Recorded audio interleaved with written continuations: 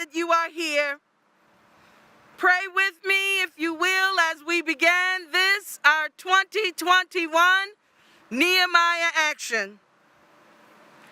We pray that someday an arrow will be broken, not in something or someone, but by each of humankind, to indicate peace, not violence.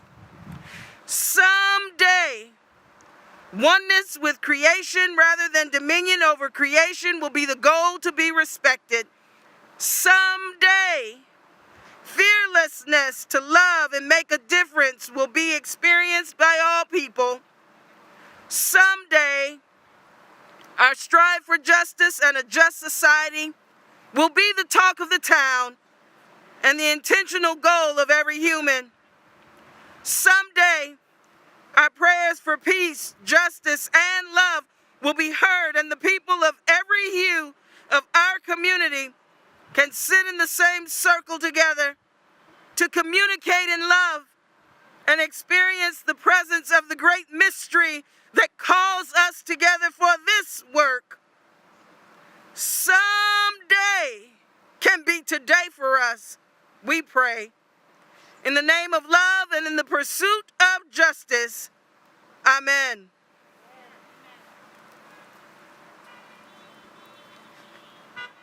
Good evening, CAJM community. I'm Luann Rosenzweig, co-president of CAJM, along with the amazing Reverend Armstrong, and also a team leader with Kahal Kadosh Beth Elohim. CAJM's vision for Charleston is to be a community where justice and equity prevail. We are an inclusive grassroots organization owned by the people. That last part is really important. We are owned by all of you who choose to invest in our work.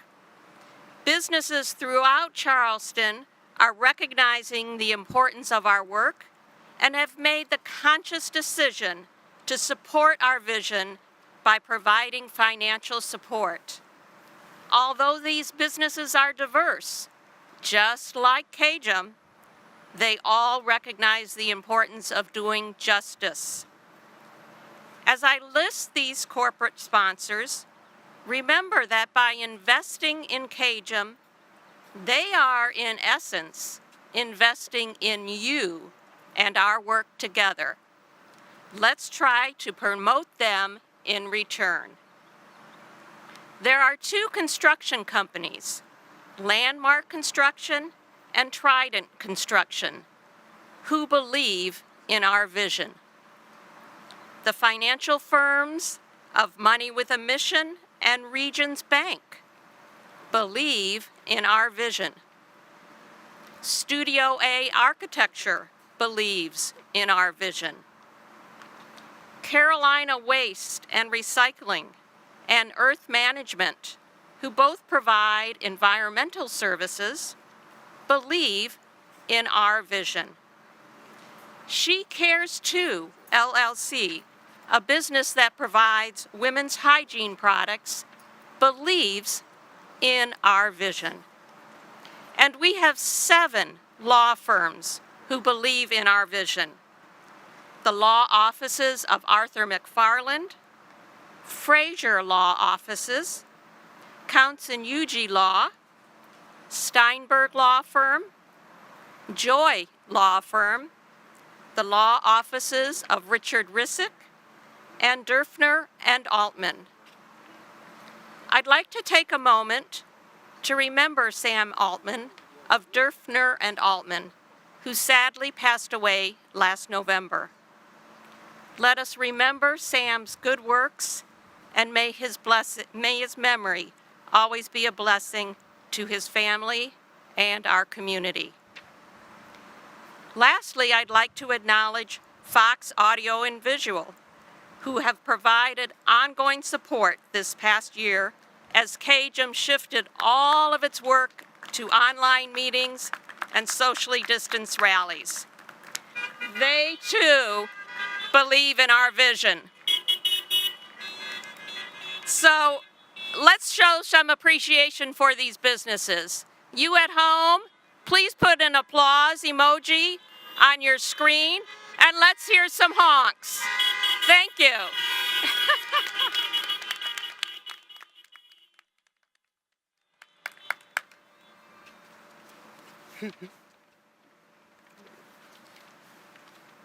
It is so important that each of you are here tonight. Your presence will be the catalyst to change the landscape of Charleston. Tonight, we have the opportunity to relieve the heavy burdens of high housing costs and high health care costs for hundreds of families in our community. Each congregation tonight set a turnout goal so that we want to make sure that your attendance is counted. So please, at this moment, take some time to fill out this short survey. That information can be found on the agenda that was emailed to you. Later in the evening, you will see the information shared on the screen. Thank you for joining us tonight. Justice and equity are within reach, but it takes your presence and the power of people unified in the work.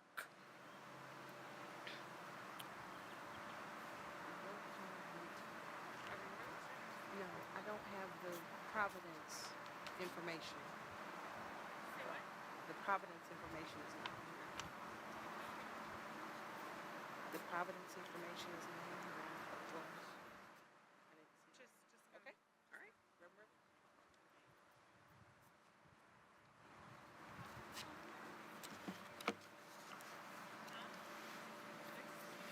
Good evening, beloved. Pray hard with me that I do not eat a gnat. We didn't know when we came up with the term the gnats that the real gnats would take it personal. I am the Reverend Nelson B.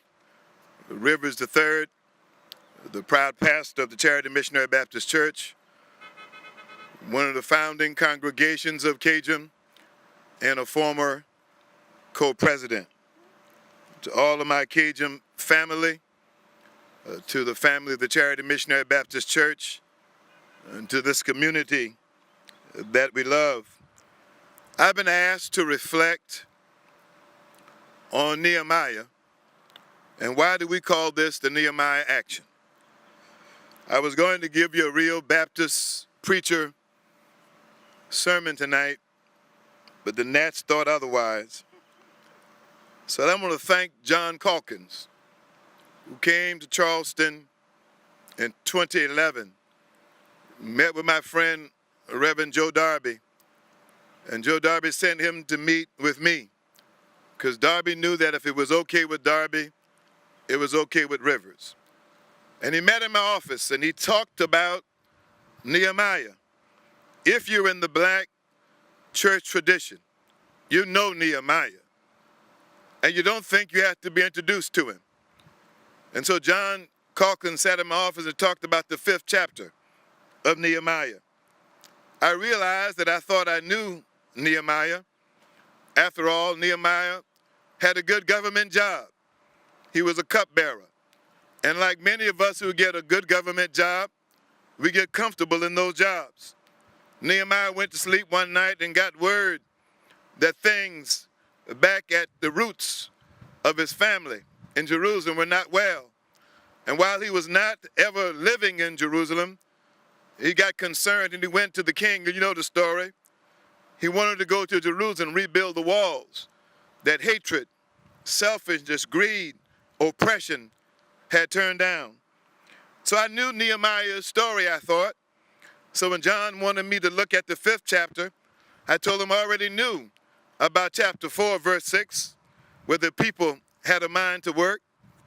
And I told him I knew about chapter 6, verse 3, when Sanballat and Geshem tried to get him to come down off the wall and talk. And he told him, I can't come down because the work I'm doing is too important. But then John went to chapter 5. And in chapter 5, I ran into something I had not encountered. One of the challenges is knowing a text through humans is you miss what the Lord may have intended for you all along. And in chapter 5, that verse that got me, he said, when I heard their complaints in verse 6, I was very angry. And after thinking it over, I spoke out against these nobles and officials. I told them, you're hurting your own relatives by charging interest when they borrow money. Then I called a public meeting to deal with the problem. And I thought, what an amazing opportunity to explain why we do this. Nehemiah tried to build and rebuild the wall in Jerusalem. The problem he ran into is that some of the folk who could give him the best help could not come to the work because they were hungry. Their children were starving. They were living in conditions that were so deplorable, they could not focus on their own liberation because they were too busy trying to make the ends meet that would not wave at each other. And so Nehemiah heard from the people. He heard about the wives and the husbands. He heard about the children who were being sold into slavery just so the ends could meet.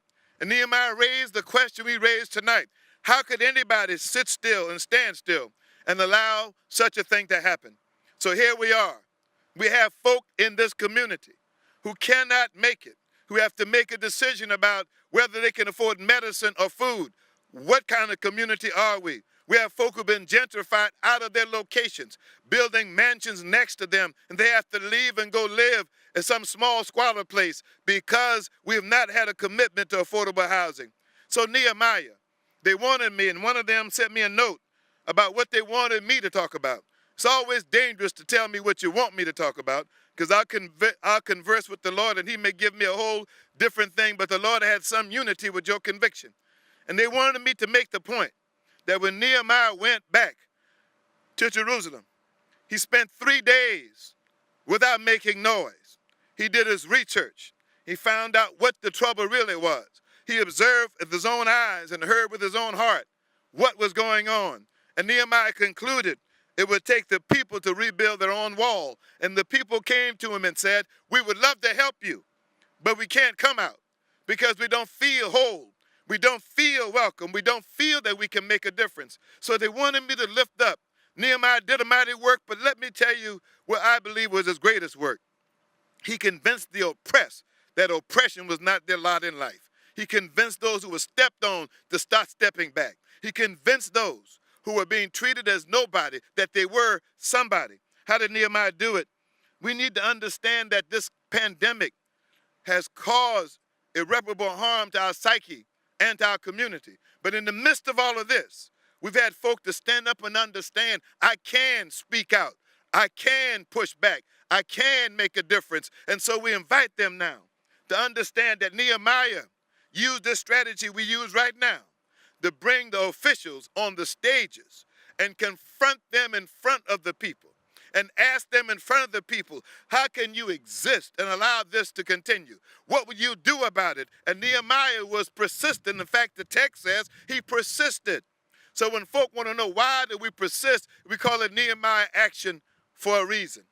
One of the challenges we have in our community is the respectability politics syndrome.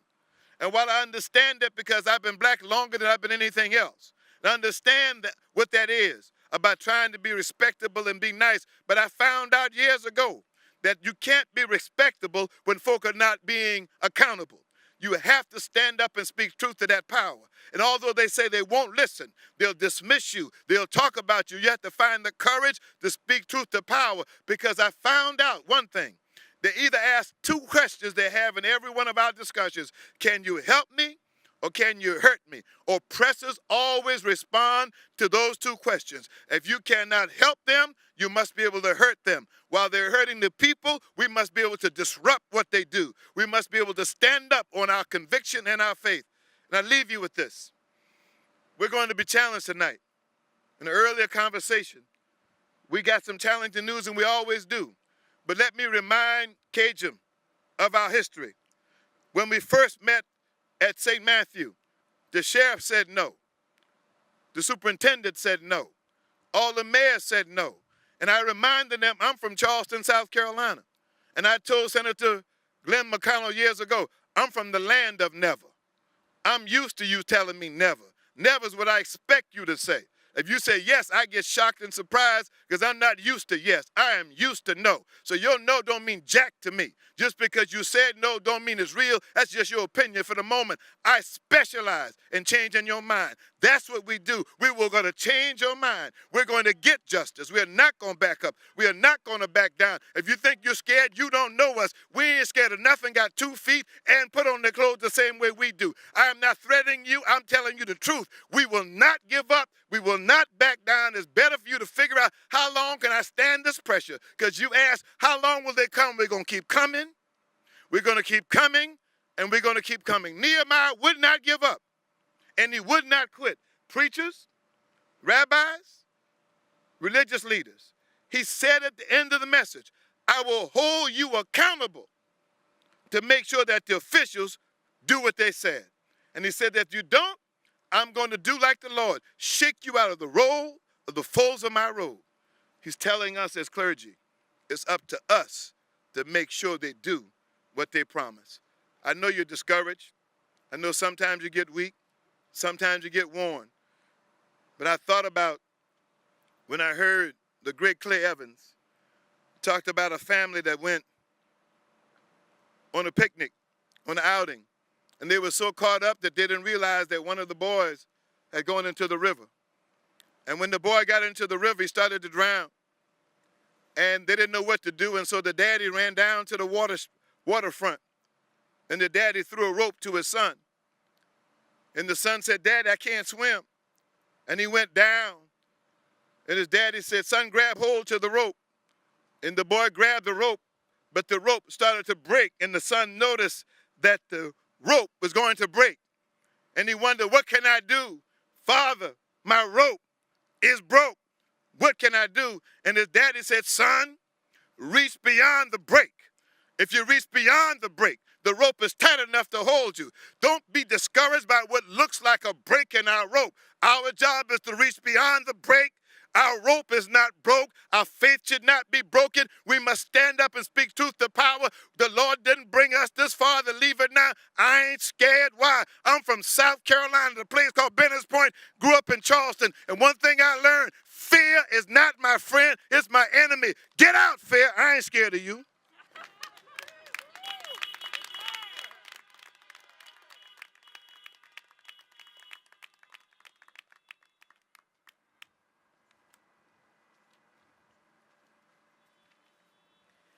You ought to be inspired. You ought to be excited. I should still hear horns blowing.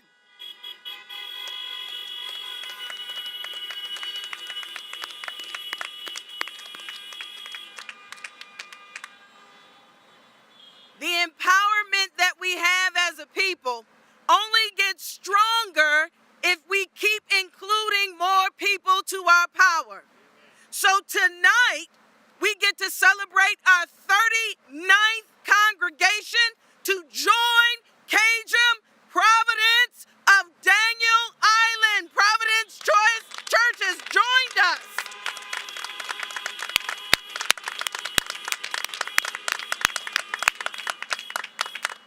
The excitement ought to fill you to no end, because we're celebrating in advance that Congregation 40, Congregation 41, Congregation 42, do I need to keep going? Congregation 43, they're all on their way. But that kind of power only happens if we continue to push towards the power that we need to push. So friends, keep calling your neighbors and telling others to come and be a part of a movement that creates a just society. We're excited about what that is going to do for us. And we know that the work we do will be great and grand and better than the world we're in now. So I want to encourage you and empower you. In fact, on May the 17th, we'll have our celebration. And it is on that day that we'll come back to this place and not only celebrate the 39 congregations, but number 40, number 41, number 42. In fact, you might be out here now. You may be listening on any of our outlets, but we encourage you to be encouraged in the work that we do. And we are excited to add Providence Church of Daniel Island. Let's let some horns go for our celebration.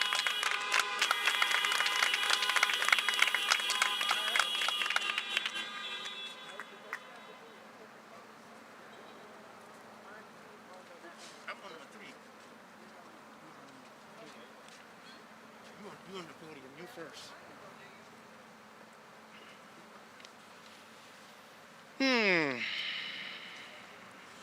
Good evening. My name is Reverend Byron L. Benton, and I have the privilege of serving as the senior pastor of Mount Moriah Missionary Baptist Church.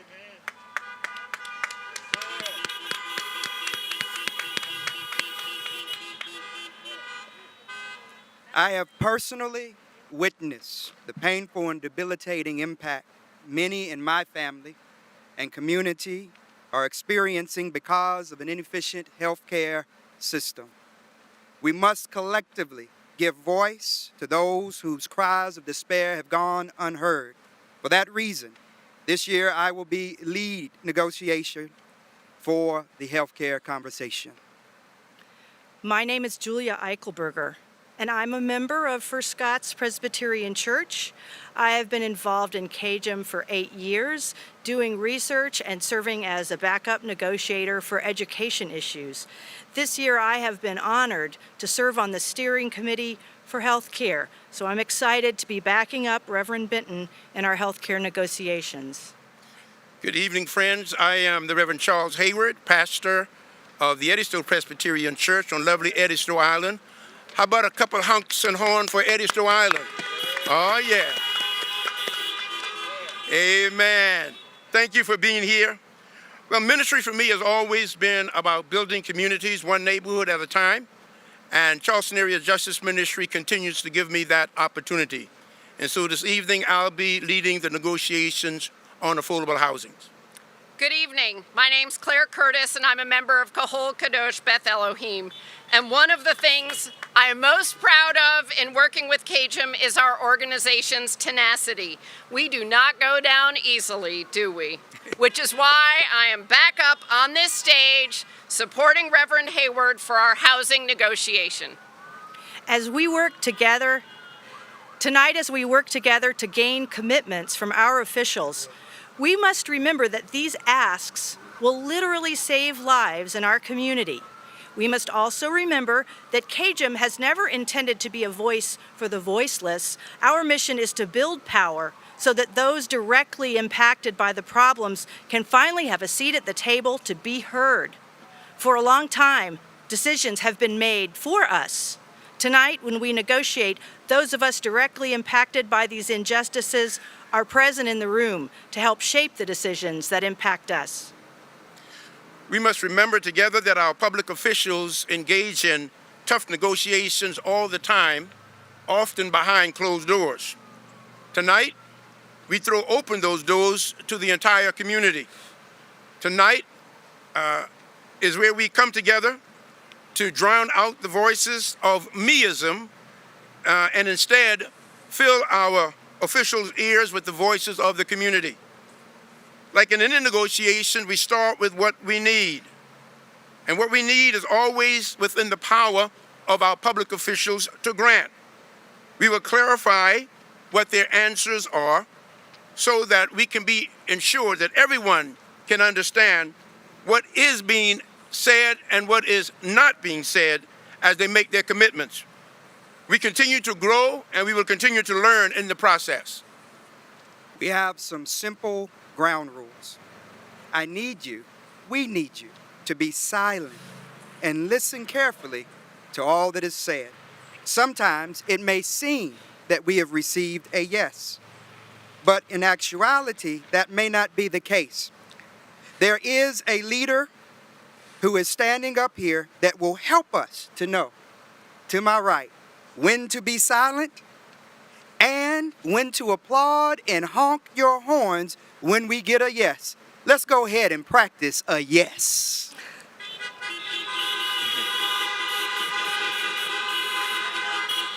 Yeah, that's it. All right. Following a no Please do not honk, do not share emojis on the screen, or even type in the chat. There is power in your silence. I will be standing in support of Reverend Benton, and Claire will be standing in support of Reverend Hayward, listening carefully to what is said and helping to clarify where needed. If our lead negotiators are silent, we all are silent. If they ask us to respond, we all respond. If at any point Reverend Benton and I do get stuck, or Dr. Curtis and Reverend Hayward get stuck in the housing negotiations, we will call a caucus with our steering committees, those involved in the research who best know the issues, to get feedback on how to proceed. There are no surprises. All of our officials have received these questions that we will be asking in advance. They were informed of the evening's format. And remember, too, that the format for this action is similar to the format of many county council meetings and board meetings. At county council meetings, when a vote is cast, members get to say yes or no. They do not vote maybes. The questions we ask can be answered with a yes or a no. It is our meeting, so we control the microphone, and we will set the time limits to follow and carefully go with our agenda. After they are asked a question, our officials will respond with a yes or a no and have 30 seconds to explain. If they say no, then we will begin the process of clarifying and negotiating to get a yes. We've been silent about the problems for too long, my friends. Tonight, let us embrace the power of our collective prophetic voices and leave here one step closer to building a community where justice and equity will prevail.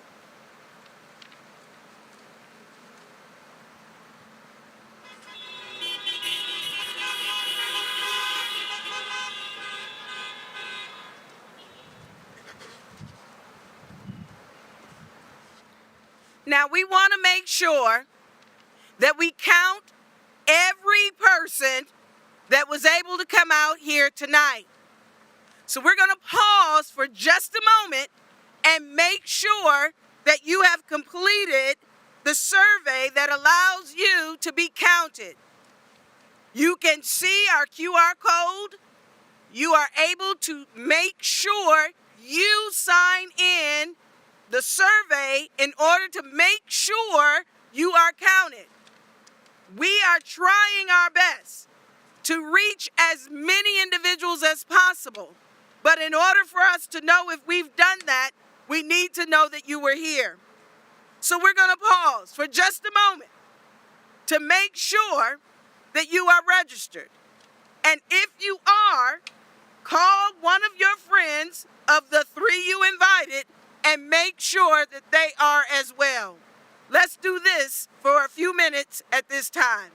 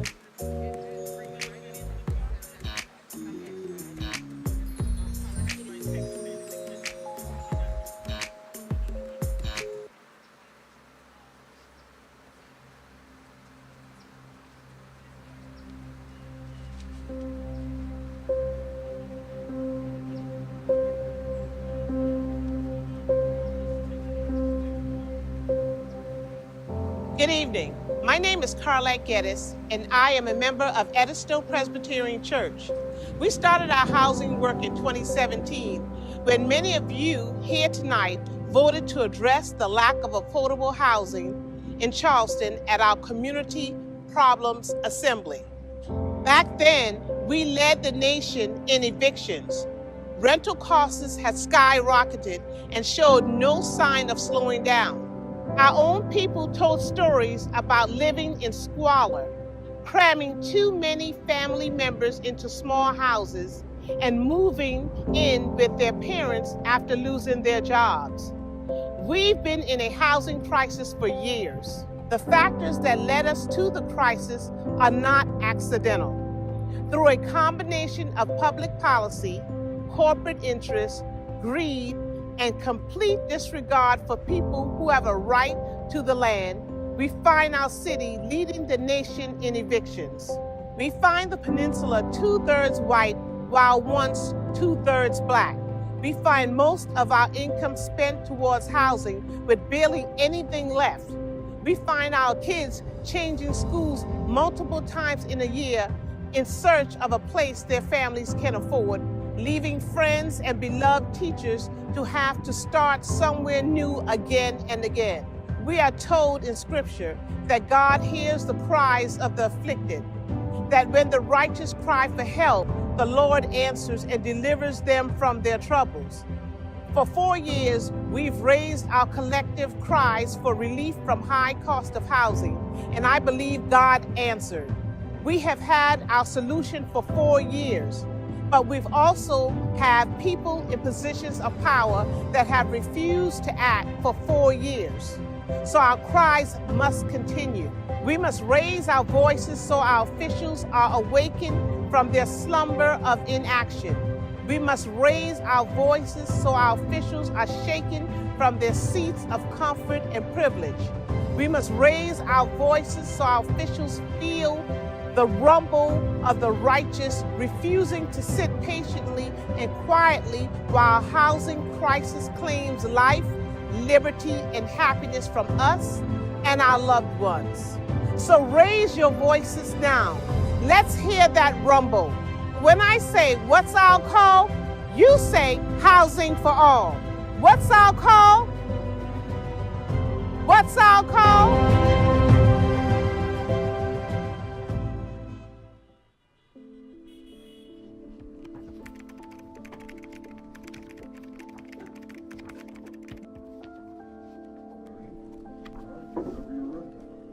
Okay.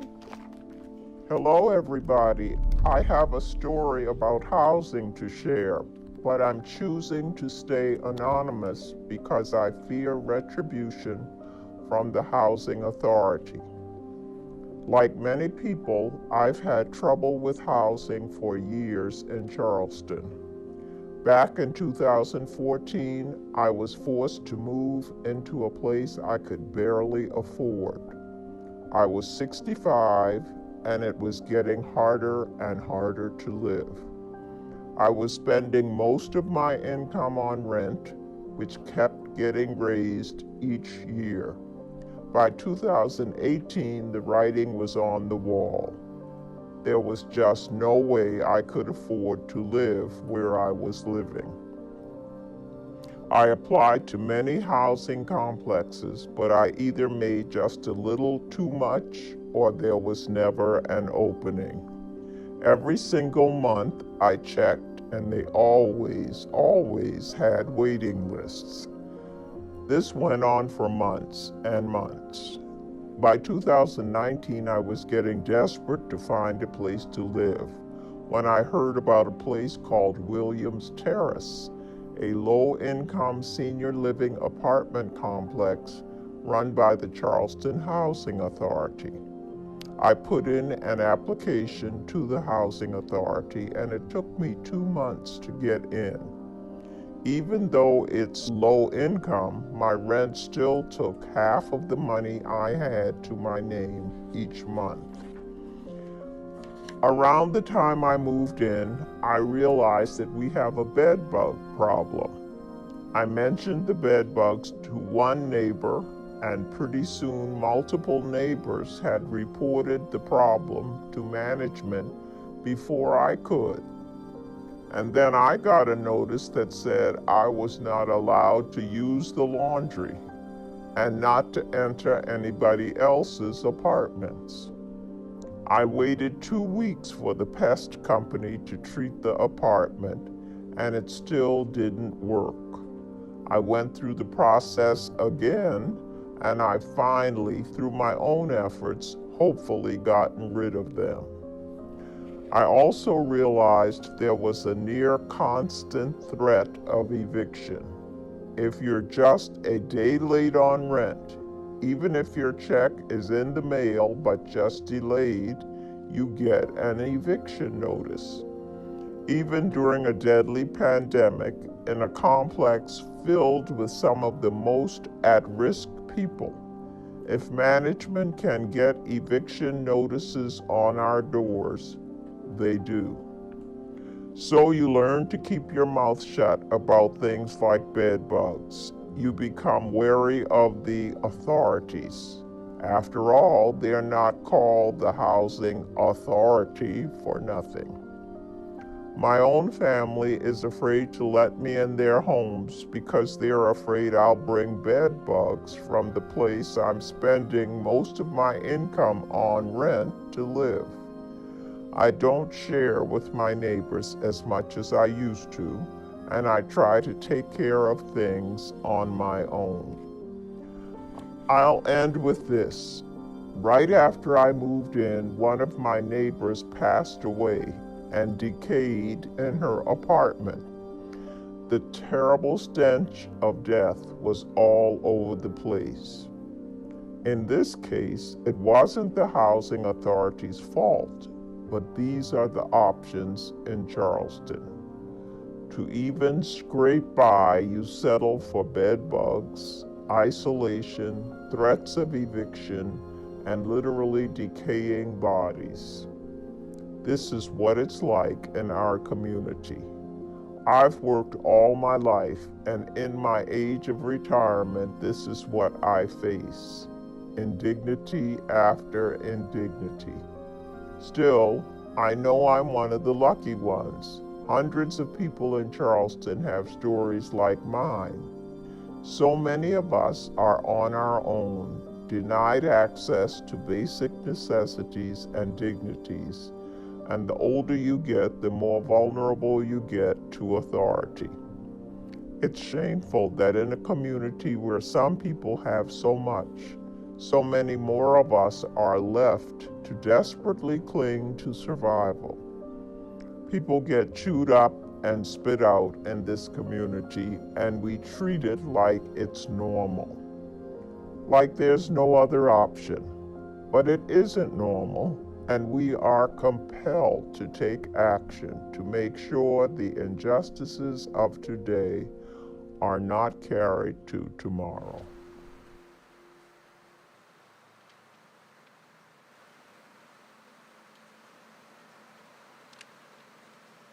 Good evening, everybody. My name is Jesse Wilson. I'm a team leader at Lutheran Church of the Redeemer, CAJM treasurer, and member of the Full Housing Committee. In CAJM, we believe that everybody deserves a roof over their head. We have a vision of Charleston where home isn't a privilege. It's an inherent human right and a public good. Unfortunately, Charleston looks nothing like our vision. The Charleston Metro Chamber asserts that we need over 2,600 affordable units per year for the next 10 years to even keep up with growth in our area. Only 10% of that is currently being built. Luckily, we have a proven solution: the Low Country Housing Fund. Housing trust funds are sources of public money dedicated to a distinct fund with the purpose of producing and preserving affordable housing. There are over 780 of these funds all across the country, and we know they work. Charleston's housing crisis is a complex issue, but there are two important factors to understand. Affordable housing projects are harder to develop because it's harder to get financing from banks. And second, perhaps more obvious, developers don't make as much money from affordable housing. So we need to make it easier to build affordable housing. Think of it this way. Remember before COVID when there was a new fancy hotel downtown every few days? Well, it's because they made developers a lot of money and they were the path of least resistance. Fancy hotels are the low-hanging fruit of development. Affordable housing is way up on top of the tree, and we need to bring it down. So this year, we are calling on Charleston County Council to finally establish and fund the Low Country Housing Fund. Here are the details. We have a drafted ordinance that has been approved by the Charleston County Task Force. The ordinance does two important things. It establishes the Low Country Housing Fund in accordance with state law and allocates funding towards it. The ordinance allocates $8 million in 2021 and 2022 from the county's general fund balance, totaling $16 million over 2 years to fund the Low Country Housing Fund. Our ordinance establishes and funds because a housing trust fund with no money does absolutely nothing. We're asking for the funding out of the excess general fund balance because the money is there. Charleston County's ending fund balance in 2021 is $75.1 million. They set aside $10 million for their rainy day disaster fund and $47.1 million for their 2-month operating buffer. That leaves $23.4 million excess. Not to mention the recently passed American Recovery Act that is going to be funneling upwards of $70 million into Charleston County. Believe us when we say, the money's there. Affordable housing in Charleston needs to be more than a one-time cost, but $16 million as a one-time initial investment is more than the county has ever done to address the crisis. All the groundwork is laid. We have a proven solution, we have the ordinance, we have the funding amount, we have the county's budget numbers, we have the allies that include the Low Country Alliance for Model Communities, the Charity Foundation, the Charleston Realtors Association, the Chamber of Commerce, and more. We have the support of the community. All we need is Charleston County to finally do the work. What's our call? Housing for all.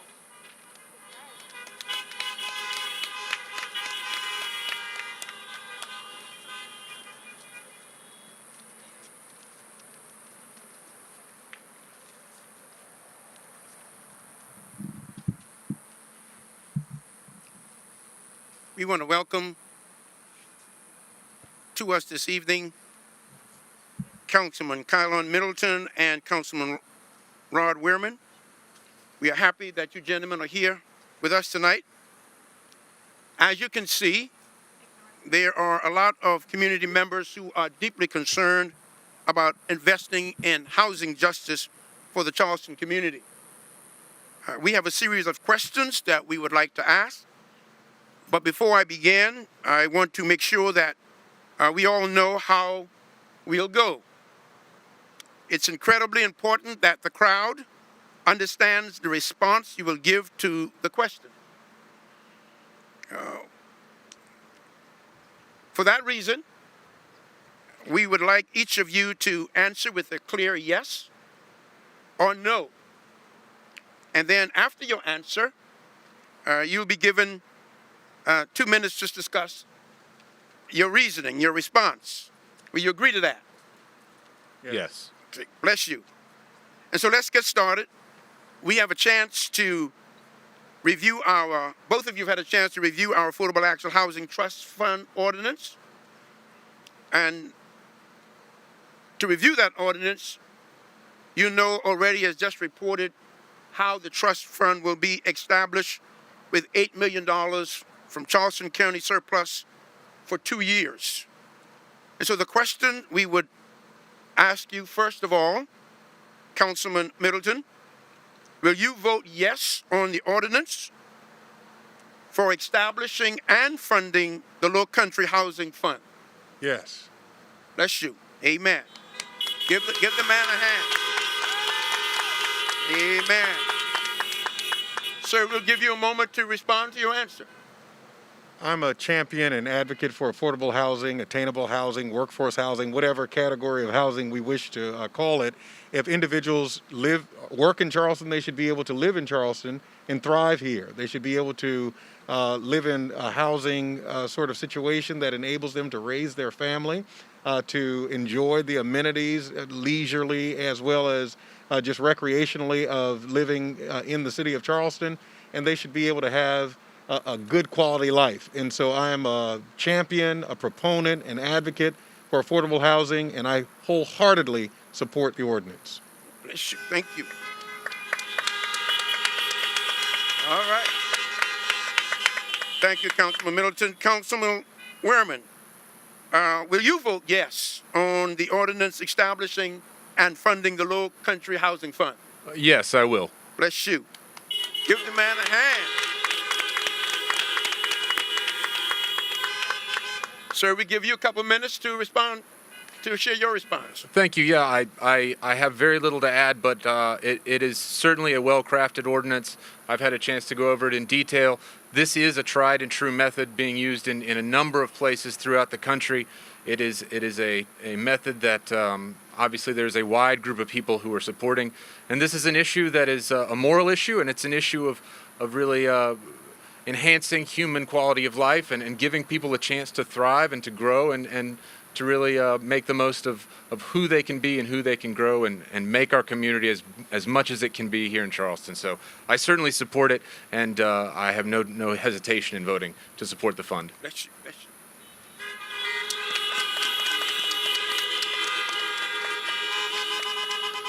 Thank you both. This brings us to our next question. We cannot wait any longer to take action on housing. So, Councilman Middleton, first, will you champion this fund on council and push to get the ordinance up for a vote at the county council by May 25th?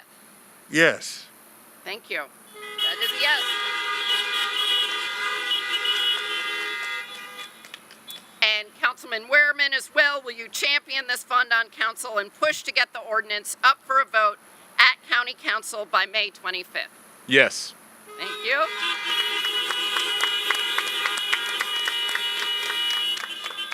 And if you have anything final you would like to say about your support, your championing about affordable housing?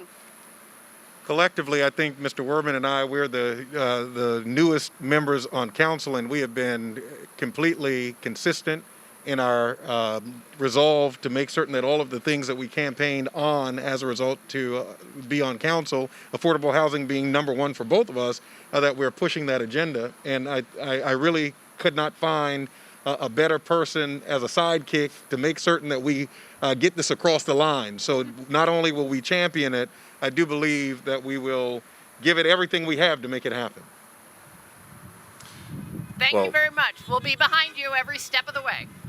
Well, those are very kind words from Reverend Middleton, and I certainly feel the same way towards him. I think the only thing I would say is, to the question of timing, this goes to the heart of the issue, that every year that we don't pass something is a year of people's lives. And so, you know, setting aside the numbers, setting aside economics and what have you, which I also think support making moves now, this is something that is having impacts now. We can sit and debate as long as we want, but there's a cost to debate, and that's a cost in the terms of folks' lives.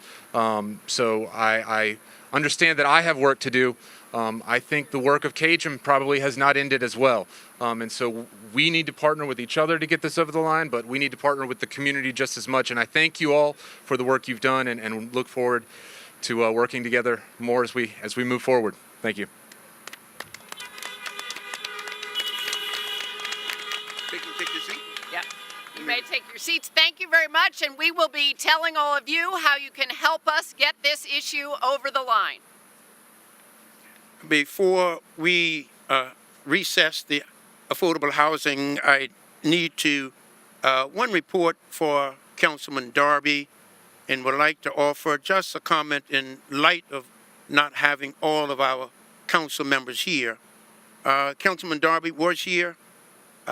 He departed right at around 7:35-ish.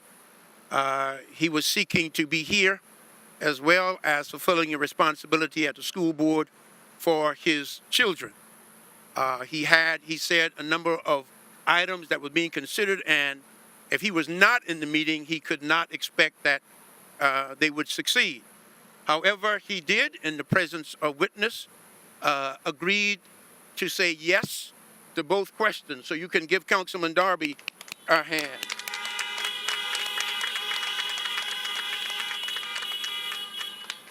Asked for the privilege just to reflect on why not all of our council members here. Most of you who know me know that being a pastor is a passion. I ran for ministry for more than 20 years. It was not until I said yes and realized that the fear of the responsibility was not the real issue. Rather, it was the privilege of being a pastor. Not only to preach the word, not only to serve the sacraments, but to baptize children, to marry young couples, to bury the dead of the family, to dedicate their offerings, their tithes. My friend, it's been a great privilege to be a pastor. So, Pastor, why are you saying this? Friends, there are more than 400,000 residents of Charleston County. This county have chosen 9 people to represent them, to improve the quality of their lives. 9 people with power, authority, responsibility, excess fund, and privilege. And so we say to Charleston County council members, we want you to exercise your power to change and improve the quality of life in Charleston. We want you to exercise your authority, as long as you don't lord over the people, but serve them as public servants. We want you to exercise your responsibility. Do your due diligence. Study. Ask the tough questions, even of CAJM, to get the right answers as you make the decision. We want you to spend the taxpayers' money. We want you to spend the money that you already have for the transformation and addressing this critical concern. Power, authority, responsibility, and excess fund. But the greatest of your gifts is to exercise the privilege that you have of serving and changing the lives of hundreds and thousands of families. My prayer, our prayer, is that all 9 councilmen members will recognize the privilege they're having to serve this community. What's our call? Housing for all.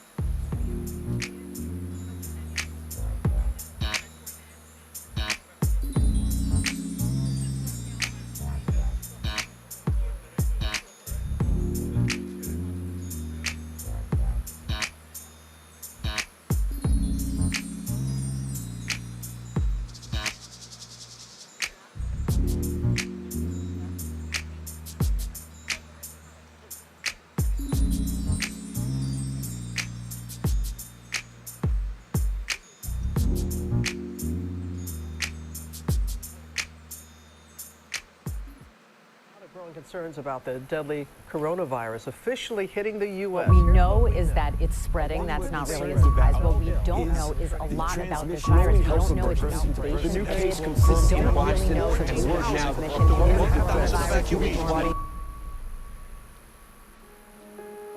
As we dive into our healthcare negotiations, we want to start by acknowledging that there are thousands of healthcare professionals who are here in the Charleston area, and they have worked tirelessly over the past year, putting their lives at risk every single day to serve our community in the midst of an unprecedented global health crisis.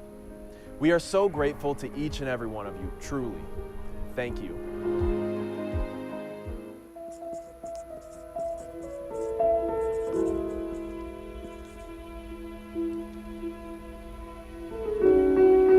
Hi, I'm Stephanie Pope Singleton, a member of Charity Missionary Baptist Church. Think about the last time you were sick enough to go to the doctor. Was it easy for you to make an appointment that didn't conflict with your work schedule? Did you have to worry about how you were going to pay for the visit? Or how you were going to get to the doctor's office? Or if you could find someone to watch your kids? Could you find a provider you trusted or who looks like you and understands your cultural experiences? Over the past few months, our research has shown us that most people in the Tri-County struggle to get good health care because of 3 huge barriers. The first barrier is cost. In the Tri-County area, over 100,000 people don't have any kind of insurance. And in Charleston, where more than half of the people without insurance are Black or Hispanic or Latinx, it's clear that our healthcare system has not escaped Charleston's violent and shameful legacy of systemic racism. And even for those who are insured, getting to the doctor is often still so expensive because of high copays and deductibles. The second barrier is access. Even when people do choose to pinch pennies and seek out care, they are met with more barriers still, like doctor's offices and clinics that close at 4 p.m. or 5 p.m., conflicting with most regular work hours. Our limited locations that are hard to get to without a car, or no one to watch their kids during their appointment. The third barrier is trust. For people who aren't white, who want to see a provider who look like them and understands their experience, their choice of providers is limited at best. And for people who aren't native English speakers and want to see a provider with translation services, there are few options. We live in a community where it's easier to get sick than stay healthy, where our healthcare system profits from people being sick instead of being well, where people pay the price of being poor with their lives, where forces outside of our control deem who is worthy of healthcare and who is not. Enough is enough. It's been time for change. It's time for our community leaders to step up and take action. Good evening, everyone. I am Rolanda Donald, a member of Mount Moriah Missionary Baptist Church, a single mom of 3 kids, and a public school teacher. Tonight, we gather to address a major struggle when it comes to health care: access. I know all too well that the struggle to access health care is real.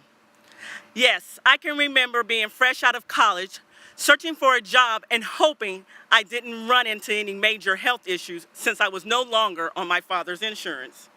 Once I began my career in education, I was excited because 1, I had established an income, and 2, I had my own health care insurance.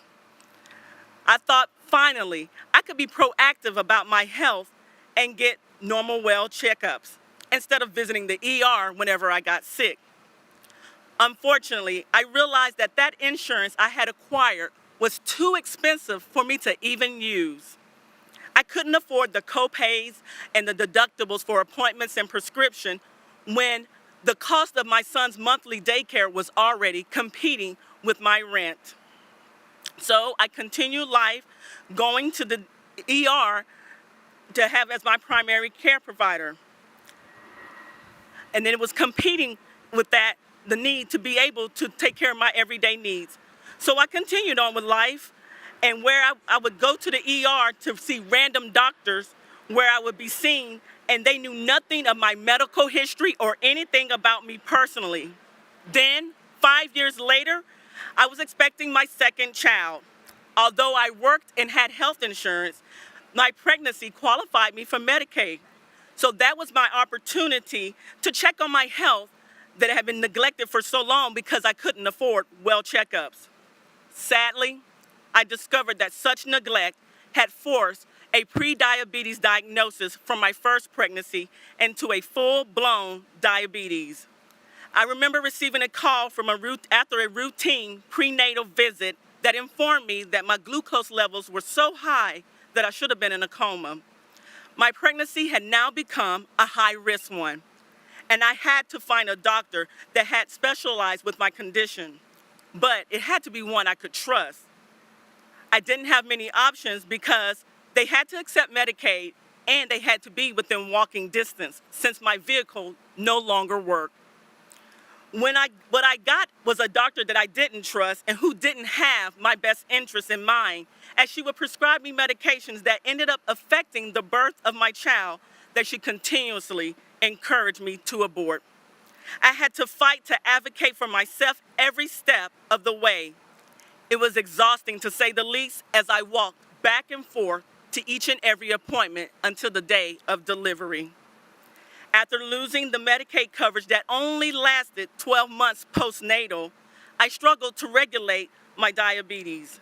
Test strips, checkups, insulin were more than I could afford. I ended up in the ER several times because my glucose levels were either too high or too low. Had I been able to afford checkups after my first pregnancy, I could have prevented diabetes, a disease that puts me at a higher risk for strokes, heart disease, and other major health issues. Had I been closer to a doctor that specialized with my condition and understood my experiences, I would not have suffered complications giving birth to my second child that turned 6 this past Saturday. But now I fight every day to manage my diagnosis simply because I could not afford or get access to the care needed to keep me well. Yes, the struggle is real. People are out here struggling to take care of their families when they can't even take care of themselves. Our community can do better.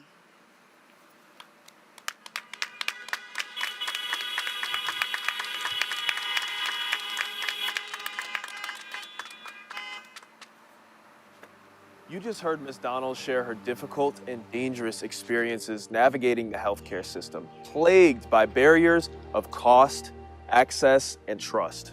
The good news is that Fetter Healthcare Network, our local federally qualified healthcare center, knows how to address every single one of these barriers. Tonight, we will be asking MUSC to fund 2 mobile health units and the personnel to staff them. Fetter's mobile units are doctor's offices on wheels that focus on primary health care for all ages, giving people in hard-to-reach communities a medical home that is easy for them to get to. They can provide any services you'd get in any traditional doctor's office, like blood work, other labs, and vaccinations. How will mobile health units address the 3 barriers that we've talked to identify? First is cost. Fetter's mobile health units will serve anyone who walks through their doors, regardless if they are insured or not. They offer their services on a sliding scale so that anyone can afford them. Second is access. By bringing care directly to the communities who need it most, mobile health clinics reach people who don't have the time or resources to get to the doctors. Research proves that this works, especially in communities served by mobile health units. Life expectancies go up and emergency room visits go down. Third is trust. Mobile clinics are proven to build trust with people because they bring care directly to their doorsteps. We want Fetter to run these new mobile units because they have been doing the work for years to build these relationships and gain the trust of the people most disenfranchised by our local healthcare system. As a result, they are already successfully operating 4 mobile medical units at sites across the Tri-County area, including schools and in immigrant communities. With 2 or more mobile health units going out 5 days per week, Fetter will have the capacity to perform up to 380 more patient visits per week, reaching thousands more people who aren't currently receiving care. Total cost for our proposal is less than $1 million, and this is a cost savings opportunity. In 2017, the average cost hospitals paid for one emergency department visit for someone who was without insurance was $900. Mobile clinics are proven to reduce these visits to the emergency department by 600 visits per year.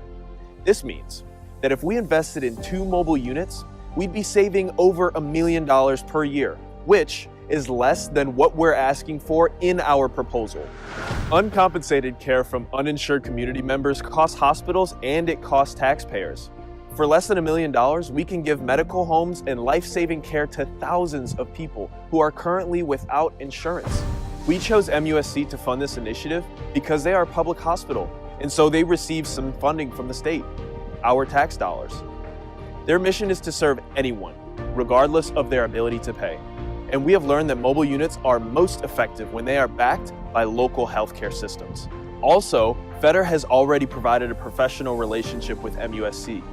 Their joint initiatives include diabetes prevention programs and a pharmacy and nurse practitioner students being in and out of Fetter clinics every single day as a part of their clinical rotations. We come together tonight to ask MUSC to lean into this opportunity and to show the community that they are listening to thousands of unified voices and that indeed are committed to their mission of serving the underserved.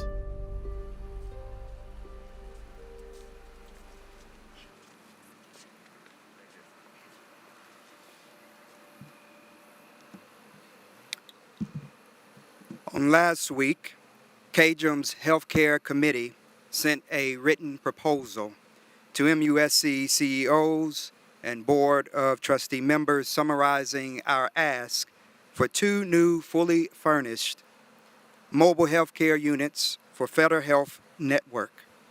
The proposal outlined the exact costs of $815,000, how the money will be spent, how long the units would take to become self-sufficient, and the reach and impact of the mobile units.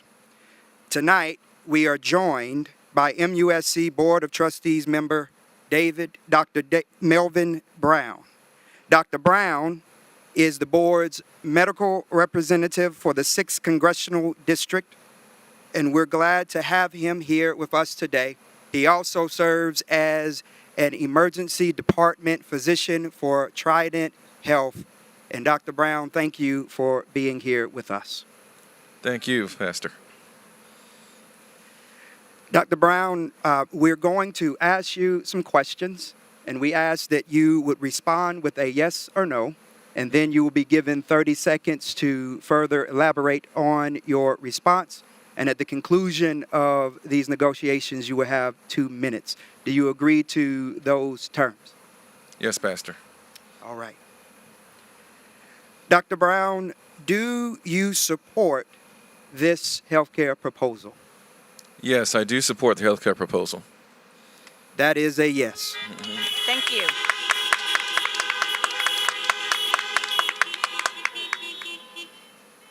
You have 30 seconds if you would like to say more to elaborate. Just to expound briefly, as an emergency doctor, the story that I just listened to plays out every shift. I know that a way to decrease the number of visits for what is basically a high-cost care for something that can be handled in an office is to make sure people have more access to care. So that's why I support the initiative. Now, there's a lot of details that we need to work out as a team, but I do support that initiative. Thank you very much. Thank you.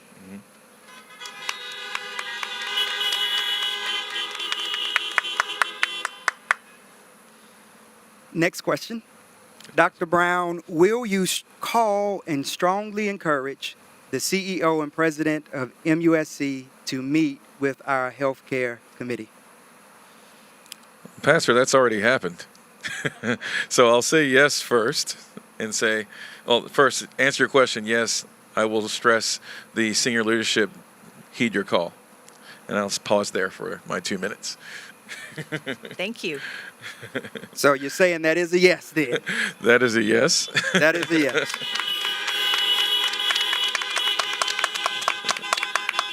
Dr. Brown, we'll give you 2 minutes now to close out.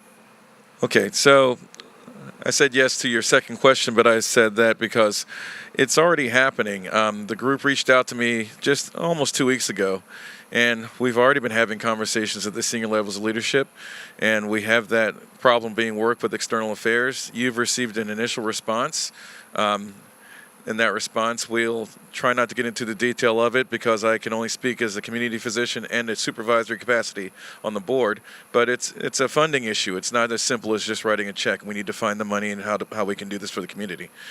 But I strongly support this initiative because, as I stated earlier, this drama plays out every day in the emergency department.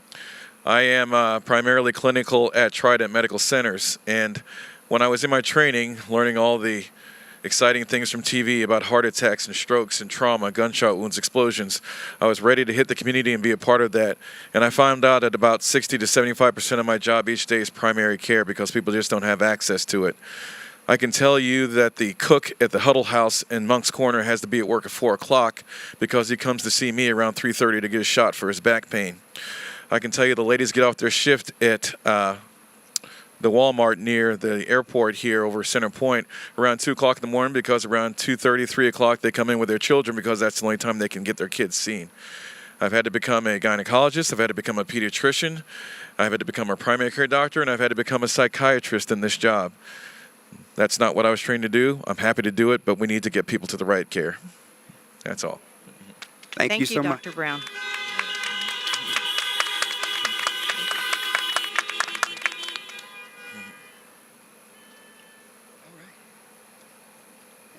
anything else, but Thank you. I can sit down? Yes, you can. Yes, sir.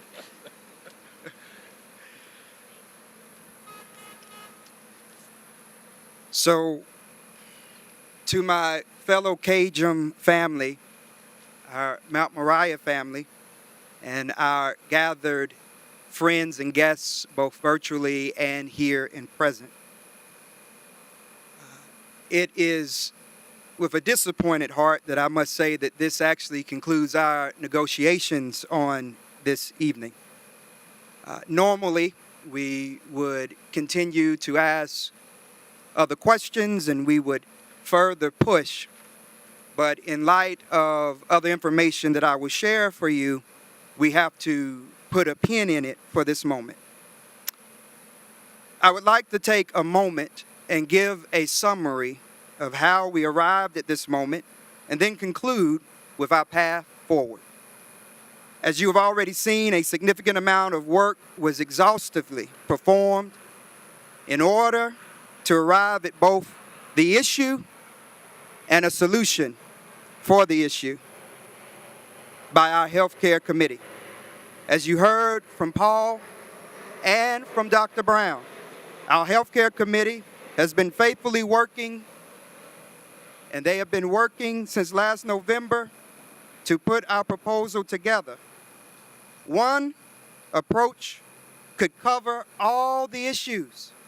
One approach, putting mobile units in prominent positions where they are needed, could resolve all the problems. We were excited because we found that our proposal was a win for all entities, a win for MUSC, a win for Federal Health, and a win for those who need the services. So we were excited to present our proposals. We approached Federal Health and we met a few times with their CEO, got valuable feedback, and proceeded. We were equally excited about meeting with MUSC because their website expressed how they promote community engagement by supporting initiatives that align with their values of compassion, teamwork, diversity, accountability, and innovation. We were excited because we knew what we had, they would agree with, and they would see the need. Their Community Engagement Committee reviews opportunities for support on an ongoing basis, and they track and record and see that their initiatives are put forth. And they have a track record that has proven it. We saw in 2018 where they announced a partnership in Florence with the African Methodist Episcopal Church with the goal of developing a long-term partnership that will have a special emphasis on better equipment, the medically underserved population of the state, and improved education, health, and resources. And how they had given millions of dollars every year with the intent to care for the underserved.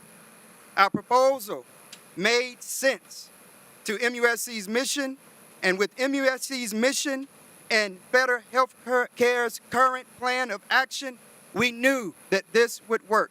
All it required is a one-time grant of just over $800,000 to supply all that is needed. But this is also where we have run into some problems. We connected with Feder, and we connected with members in the MUSC network. We spoke with members of MUSC. We held 6 Zoom meetings with MUSC officials and trustees, 3 with MUSC administrators, a total of 3 meetings with 2 different trustees, including Dr. Brown, who you just heard from. And Dr. Brown, we thank you for your presence here today and for all the words that you spoke.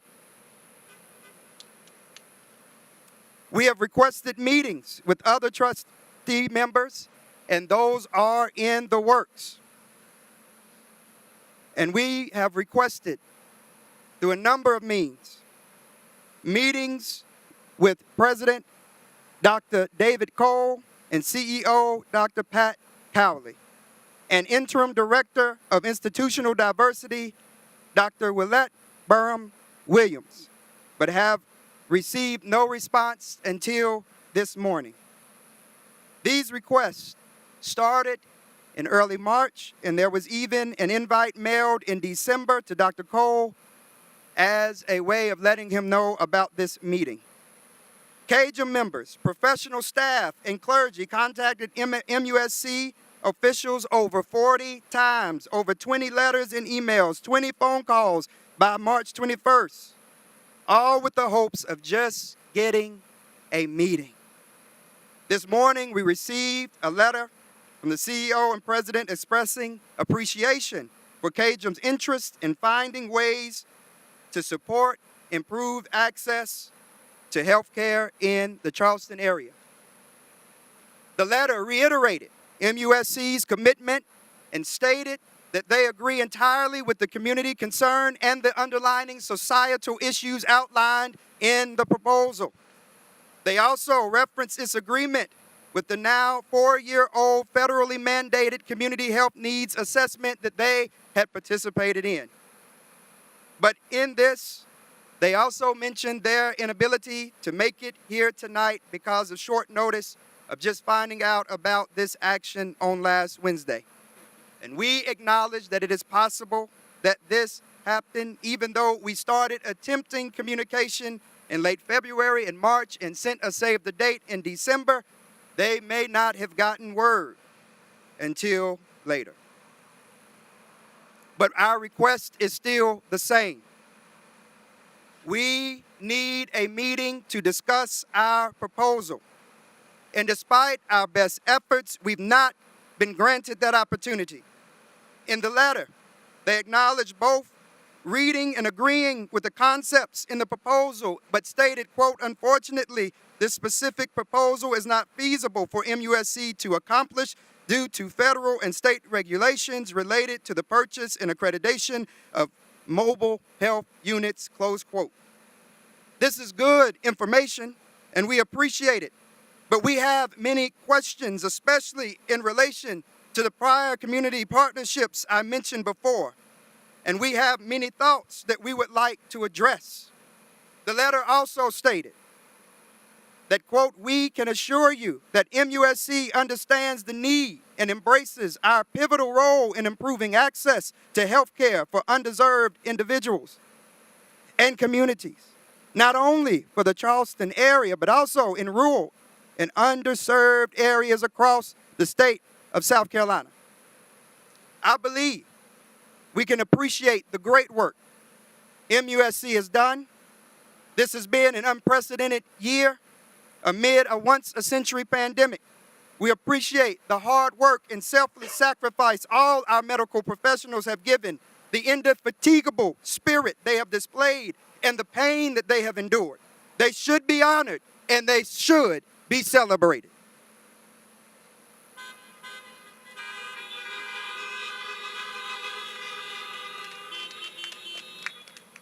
But I'm not assured. I'm not assured because we are talking about a crisis that existed before the pandemic. I'm not assured because I have members of my church like Rulanda who have been needlessly suffering at the hands of a broken system. I'm not assured because thousands in our community are left without primary care.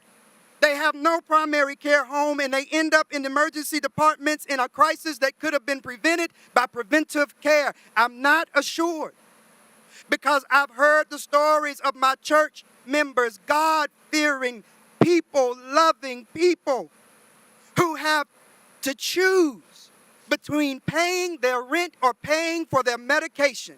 They have to choose shelter over their head, which means sickness in their bed. I'm not assured because this pandemic has robbed us over and over again. The lifespan of African Americans has decreased by over 2 years, and we have been disproportionately affected along with those who live in poverty. I'm not assured. And this is not a PR moment. This is not about looking good. Truthfully, I don't even want to be up here sharing these words in this message right now, but I feel compelled by the call that has been placed on my life by Almighty God, I feel compelled and I can identify with the prophet Jeremiah, who did not want to speak, but he said it was like fire shut up in his bones. So we set our aspirations high. This is not about CAJM. This is not about MUSC. This is not about Doctors Cole or Cowley. This is about a mission to address a problem that persists. So let me be clear for a moment before I close. We are people of faith. We are not trying to force a community to navigate a broken system that is not working.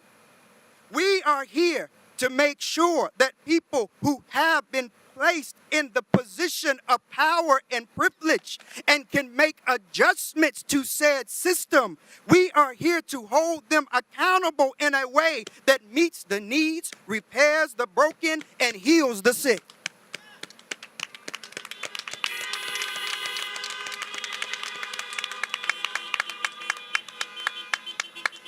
So tonight, we're disappointed. I'm disappointed. But I'm reminded of the words of Dr. Martin Luther King Jr., who said, there can be no deep disappointment where there is no deep love. We are disappointed because our love runs deep. We love our community. We love our people. And we want better for all humankind. We are a people of faith and prayer. And so, let me remind you of a few words, and then I promise I will take my seat. I'm reminded in this moment of the words that Jesus spoke when he said, when we are to pray, thy kingdom come, thy will be done on earth as it is in heaven. And the last time I checked, there was no record of any sickness in heaven, which insinuates that a living faith with works advocates for earth to have a heavenly health care plan. Well, preacher, what does that look like? Well, I'll tell you. When the Shulamite's son died, the prophet Elisha didn't ask for a co-payment before he restored that young child to good health. When the woman with the issue of blood pressed her way to the ham, Jesus did not demand for a Blue Cross Blue Shield card to be presented prior to her getting the powerful service she received. When Hannah prayed for healing, she needed to only offer a prayer for miraculous prenatal care.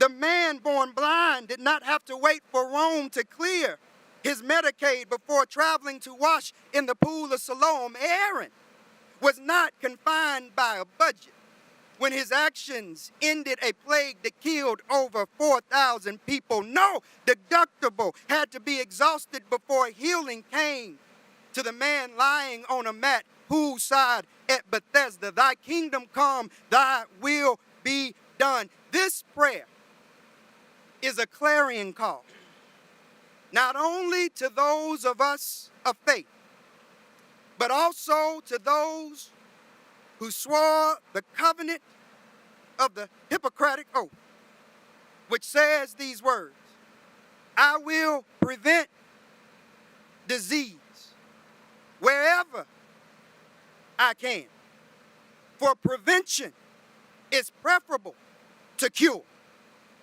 I will remember that I remain a member of society with special obligations to all my fellow human beings. If I do not violate this oath, may I enjoy life and art, respected while I live, and remembered with affection thereafter. May I always act so as to preserve the finest traditions of my calling, and may I long experience the joy of healing those who seek help. Well, tonight, we're here to say we are seeking help. We are seeking help for the exact reasons that have been spoken today. We are seeking help for that young man who has to show up in the ER to get a shot before going to work.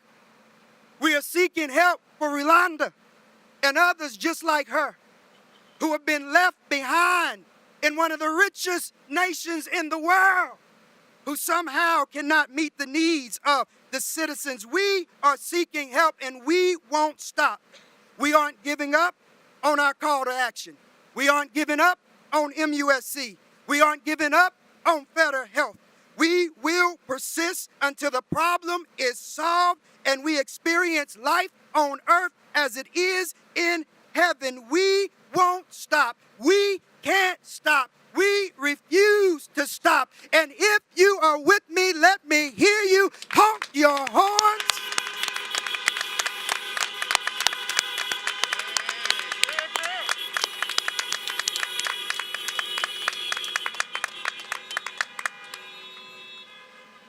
And so, I'm so happy to hear Dr. Brown say that they are continuing the discussions. We look forward to continuing the discussions. And Dr. Julia Eichenberger will come now with our call to action.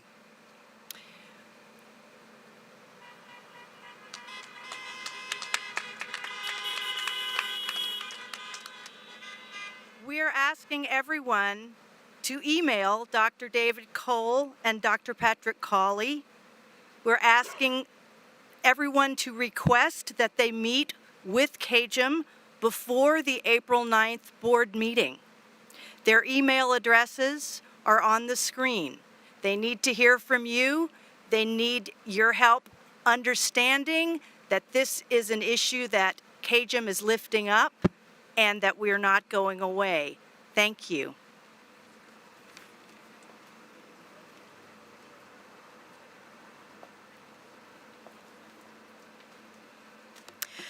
Friends, good evening. Thank you for your continued presence here tonight. My name is the Reverend Wendy Hudson. I'm the pastor at Two Rivers Church. My pronouns are she and her.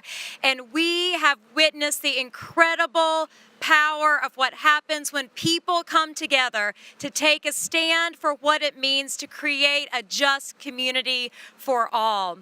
We want to make sure that we have a record of our people power, and we know that we've had folks join us throughout this evening. So if you would just take a moment, if you've not already done so, to make sure you have completed our virtual sign-in and the survey link. You can copy that link that's available on your screen. You also can find it in the agenda that you received in your email.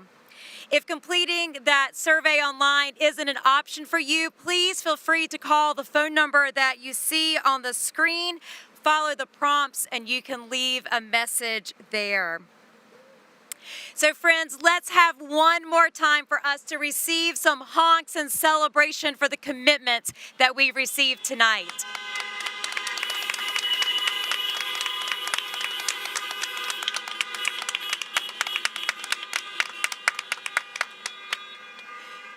Indeed, this is a night of celebration. We have heard tonight Charleston County Council members Wehrman, Darby, and Middleton commit to voting yes on the Low Country Housing Fund ordinance to fund and establish an affordable housing trust fund. We can celebrate that.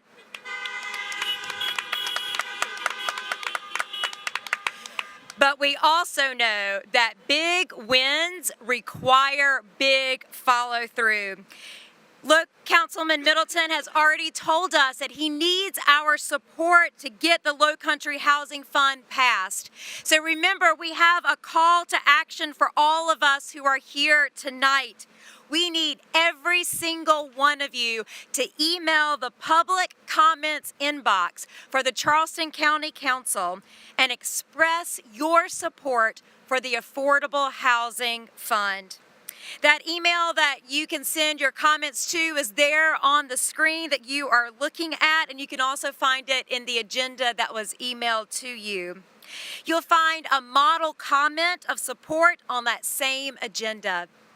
Every single one of the comments that get mailed in are logged and become public record. Can you imagine what it will be like to receive 2,000 comments of support in favor of the Low Country Housing Fund? Let's send our emails tonight. Let's not wait. Let's send those emails tonight, and let's make that happen. You've also heard tonight that our entire region will be getting millions of dollars in federal money out of the American Rescue Plan. That means the county, the city of Charleston, the city of North Charleston, and Mount Pleasant are going to receive millions of unobligated dollars. The commitments that we've made here tonight to invest in the housing fund, friends, these are just the beginning. We also want to celebrate tonight the incredible commitments of Dr. Melvin Brown, who came here tonight and made the commitments to support our health care action. Let's offer a sign of our thanks to Dr. Brown.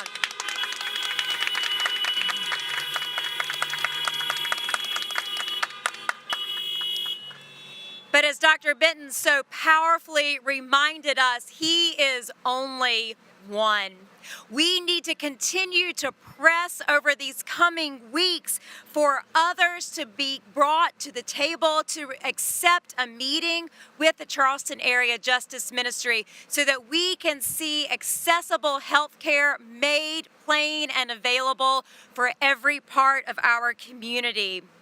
So we want to remind you the second call to action tonight, and that is to email the CEO of MUSC, Dr. Patrick Cawley, and the president of MUSC, Dr. David Cole, and ask for them to meet with us before April 9th.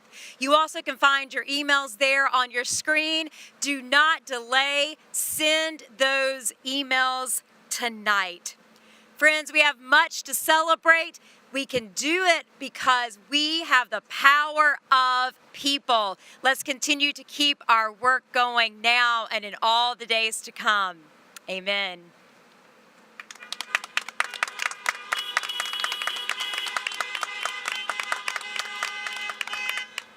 Now, I am sure that you are ready to go, but don't go yet.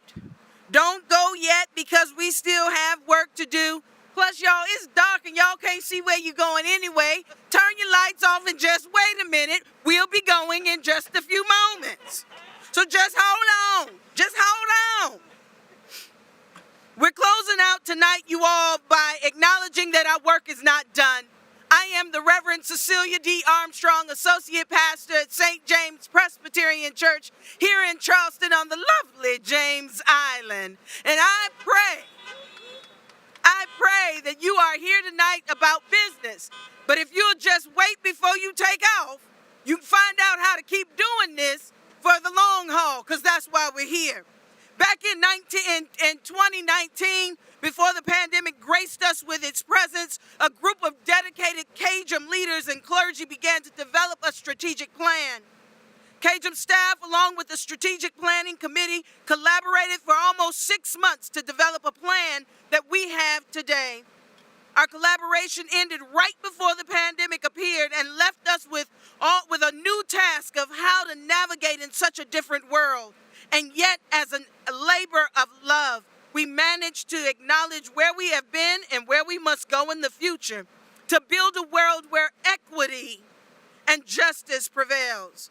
So here we stand tonight in various ways, showing up to continue our pursuit of a more just society, where the results are testimony to our collective strength. Our vision is just and connected, and it has an opportunity to connect Charleston, even though it seems impossible because of the history of racial terror and religious persecution and economic suppression.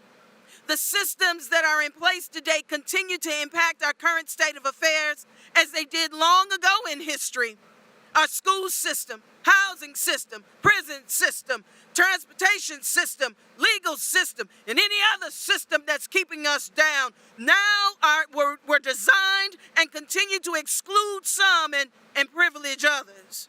Decisions that affect us all are made by only a few, and sadly this seems to offer this wider community a sense of powerlessness and leads most to believe that we are merely going to repeat history. Our history may define our work, but we declare tonight that we refuse to repeat it. We have a strategic plan of action that will assure the continuation of our great work.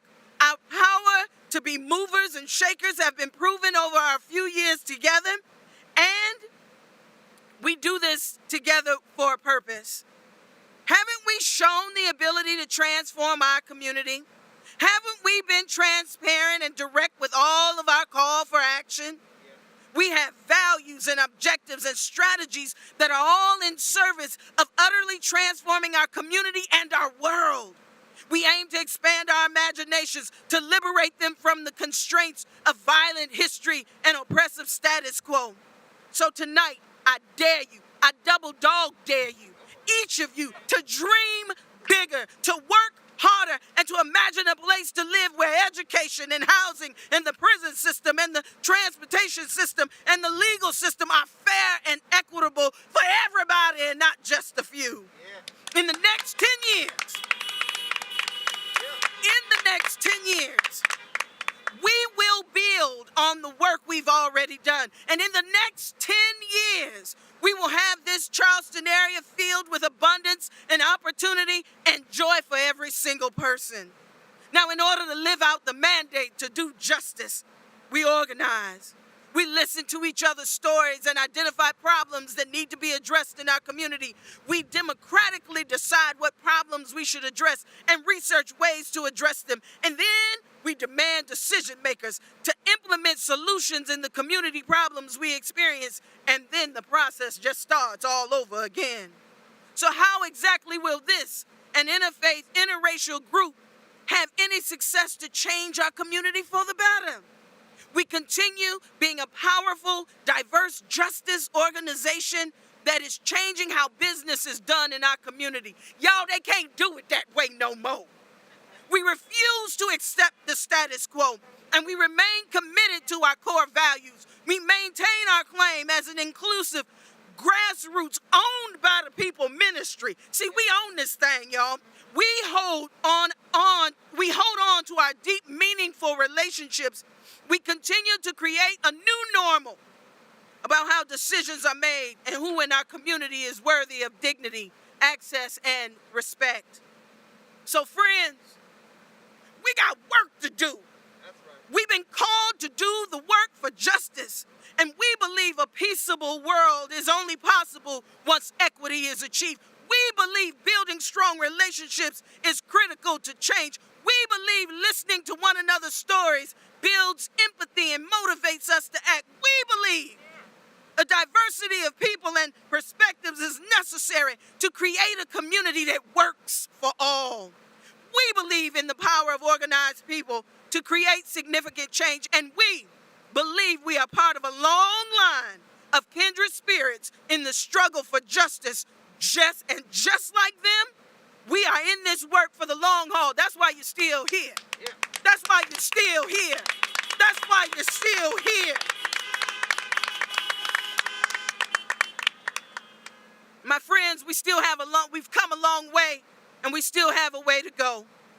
We are a powerful force for justice in our community, and we fully engage in a diverse group of people in this organizing effort. And we have an abundance of experienced leaders and organizing staff to do the work, and we are financially self-sufficient. We transform the ways we are in relationship with one another, and you too can make that commitment. Our plan is to grow CAJM significantly and to return to meeting in person next year. Now, I'm not sure the number of individuals we had here tonight. I'm thinking it's close to 3,000, but I'm just saying. I think it's close to 3,000. I'm just saying. But next year, we want to turn out at the least amount 2,700 people.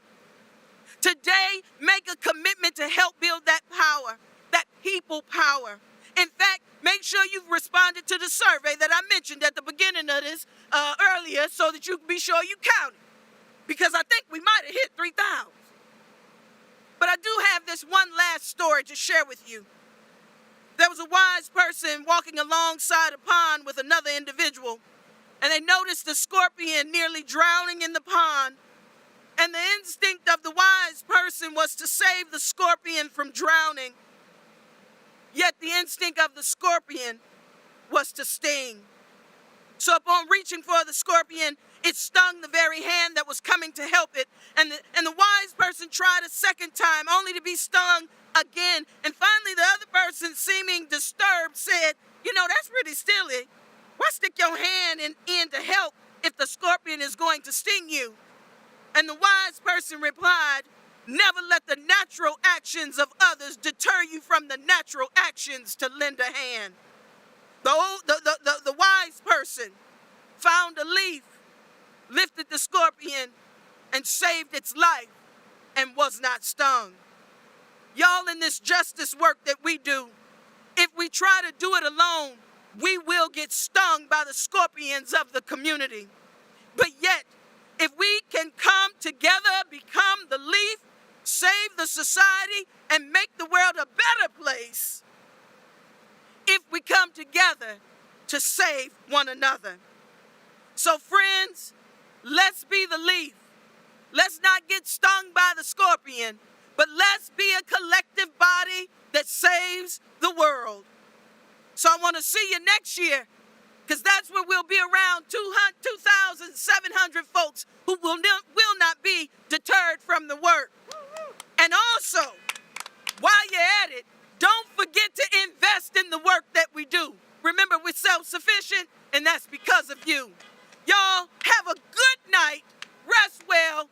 Follow the directions of those who will escort you out on this evening. But remember, we've got work to do, and you're involved to do it. Good night.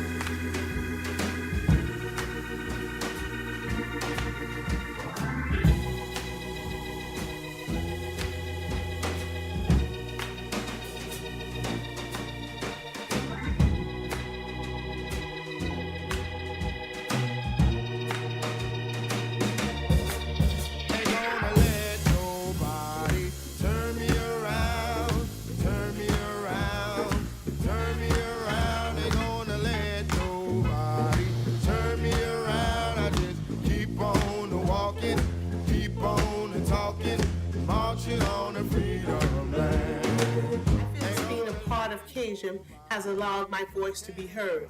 I'm combined with individuals of like mind who have the same values and beliefs that I do, and together we work to make this justice ministry work for everyone.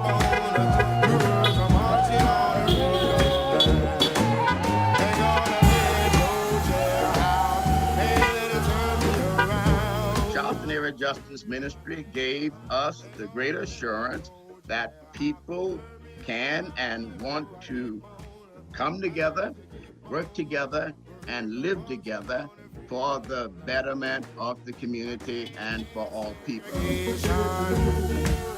Part of CAJM has taught me the power of people. For all the feelings of hopelessness that have clouded the last 4 years, CAJM has always stood as a beacon of light, proving to me time and time again that real change is possible through organization, drive, and persistence.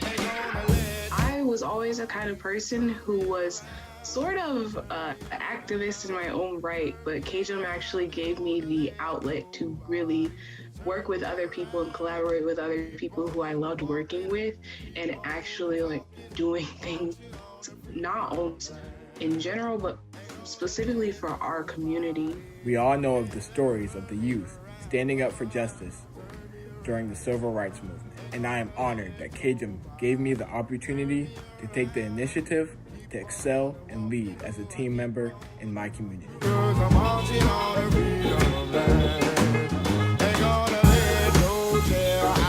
mutual care and the courage that's possible only when we come together. And with all the awful in our world, I'm really grateful to CAJM for embracing me and for giving me a sense of solidarity. I can't let segregation turn me around. What I've learned, and what I think we've all learned, is that people come together and rally around justice, not just talking about justice, but doing justice. When we hold the silence, we draw attention to the discomfort that all of us should feel about injustice. And when we do so with elected officials in the room, we are reminding them that they too should feel discomfort, and that because of their position, that discomfort should spark action.